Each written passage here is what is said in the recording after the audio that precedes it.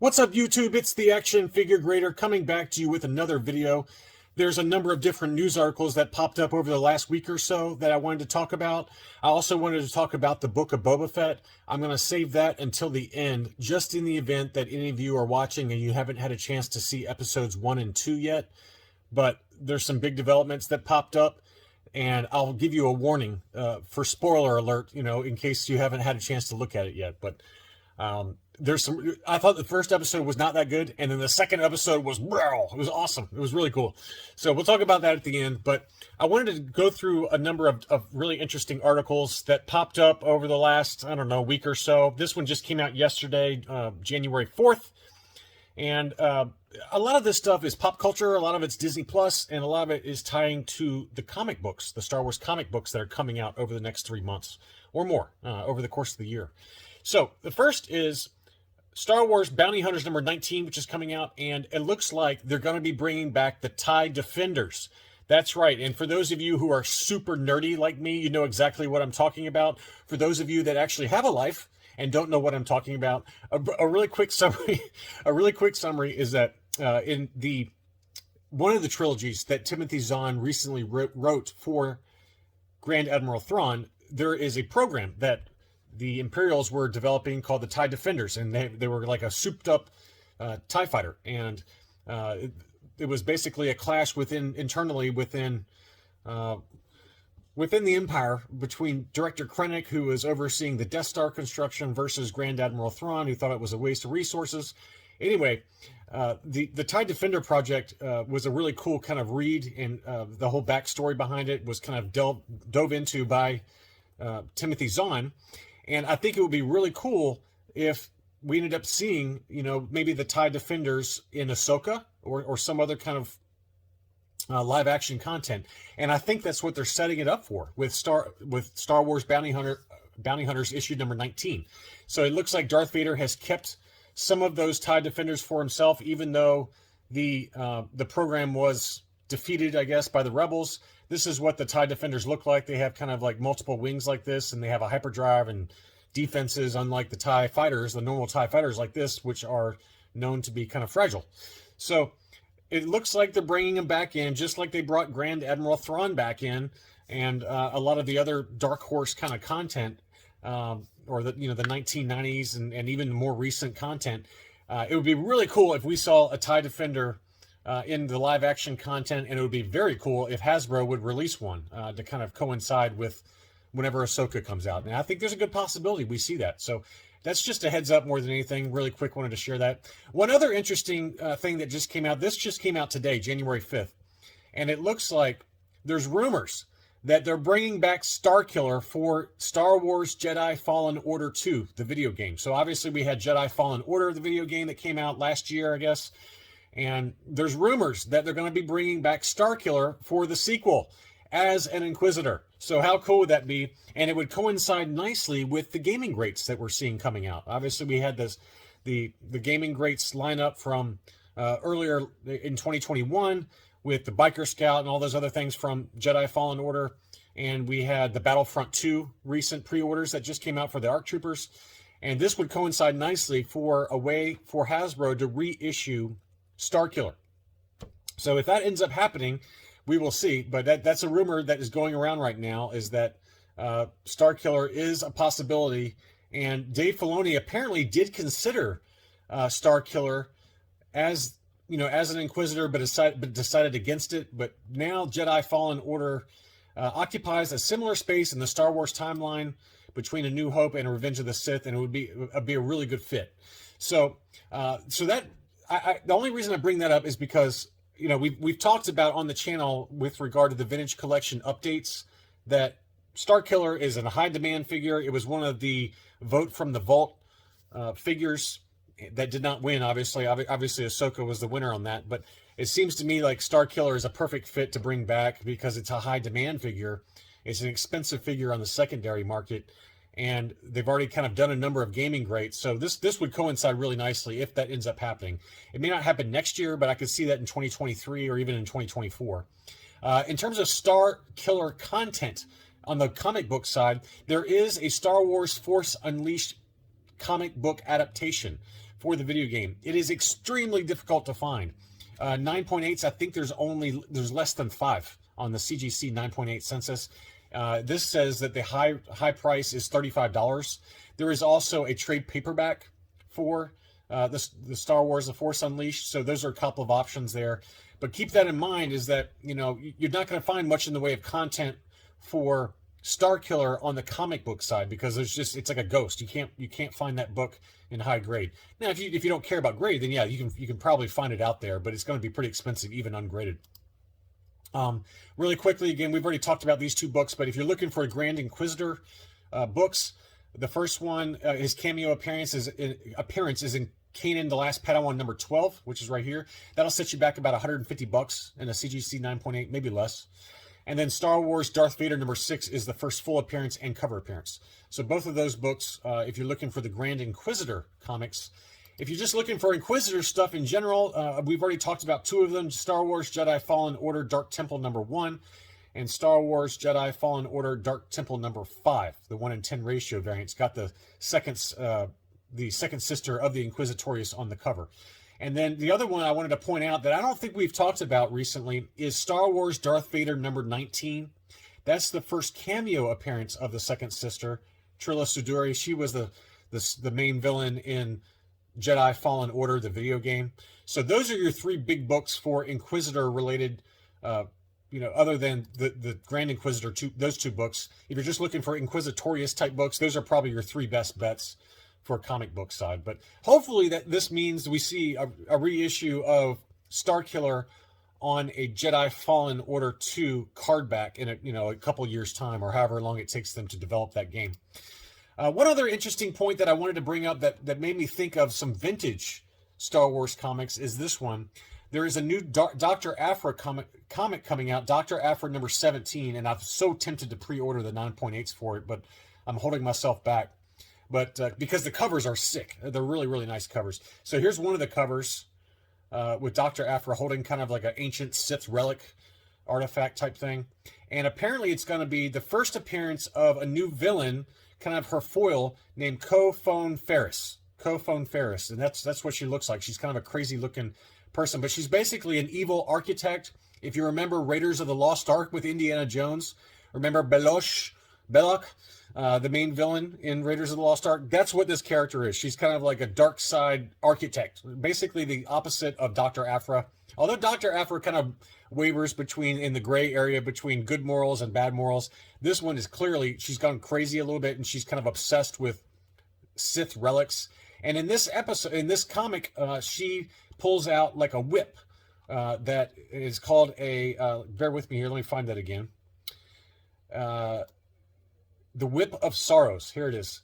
She has another ascendant weapon known as the Whip of Sorrows, capable of feeding on energy and rendering Santa Soros, who is Dr. Aphra's kind of partner in crime. It renders her blaster powerless, and it could be possible that it depowers lightsabers as well. So I think it's going to be really cool. And here's some other images from it. She pulls out this Whip of Sorrows, and you can see that that Santa Staros, I can't speak today, Santa Staros, she shoots at this new character, and the whip wraps around the weapon, and it makes it powerless. So there's a big battle that ensues. But anyway, Dr. Aphra number 17 is going to be the first appearance of this new kind of foil for Dr. Aphra. So it's a very tempting pickup, either raw or pre-order graded, whatever you want to do. I'm not going to do it yet, even though I really like that cover. That cover is really nice. And there's a second cover as well that's just as nice for it. But it made me think, the reason I bring it up is because it made me think of another character. And that character is Lumiya from the vintage Marvel run in the 1980s. She was first Shira Bree, and she made her first appearance in Star Wars number 56. She later becomes Lumiya, Dark Lady of the Sith. And she makes another appearance. Shira Bree makes another appearance, and her origin story is in Star Wars number 60. And then her first full appearance as Lumiya, Lady of the Sith, is this character right here, or is this book right here, Star Wars number 88. And this is the cover for it, October 1984. And she has a whip. She has a whip. If memory serves, I'm going on memory. I don't have it in front of me, but she wields a whip of some sort. She's got kind of like a power in her hand and all this kind of stuff. But it makes me think that this whip of sorrows that Dr. Aphra is showing in this new comic that's coming out, Dr. Aphra number 17, it makes me think they're going to be kind of alluding to Lumiya or some other kind of female version of the Sith. So it might be worth picking up Star Wars number 88, or maybe her origins book, which is Star Wars number 60, or her first appearance before she became Lumiya, which is Star Wars 56. All three of those books are not terribly expensive. They list the high prices ungraded for anywhere from $5 to $20. So that's kind of nice. For 9.8s, it's going to be a little bit more expensive, obviously. You're probably looking at $150 or so for 56 and 60. Star Wars 88 is probably more like $250. So just a couple of data points there if you want to kind of speculate that. I mean, to me, it makes a lot of sense, right? Marvel's got this huge diversity initiative. They need more female characters. And we're going to come back to Dr. Aphra in a second here, but I wanted to bring that up because it seems to make a lot of sense to introduce some female Sith. And it could be Darth Talon, it could be Lumiya, who knows, but just some ideas out there for you. Also, they just came out with a recent article about Phase 2 of the High Republic era. So Phase 2 is kind of, Phase 1's kind of done now, and it's wrapped up with the new book that's coming out. It just came out, and there's a lot of other kind of interesting stuff that's coming out for Phase 2, quote unquote, as part of Marvel and Disney's kind of expanding the universe, the High Republic universe. And I think they're basically trying to lay the foundation, lay the groundwork for an eventual movie. We've already talked about the fact that they're probably in development with a Star Wars Old Republic kind of Darth Revan movie, and they're also in development for a High Republic era movie. Apparently the High Republic era is going to be the first movie to come out, and it makes sense given all the new they got books, they got comics, they got all kinds of stuff that's being pushed. We got Star Wars Eclipse, the video game that's taking place within the High Republic era. So there's a good article, and I'll put in the link to this video a link to this article, but it talks about some of the top 10 things we've learned about the High Republic era and Phase 2 as they kind of expand. Obviously, this month we've got Eye of the Storm, which is the origin comics. It's a two-parter for Marchion Ro, the main villain within the High Republic era. They're also doing this. Cavan Scott, who is a writer within the universe, he has an origin story coming out for Porter Engle, and he's one of the main Jedi.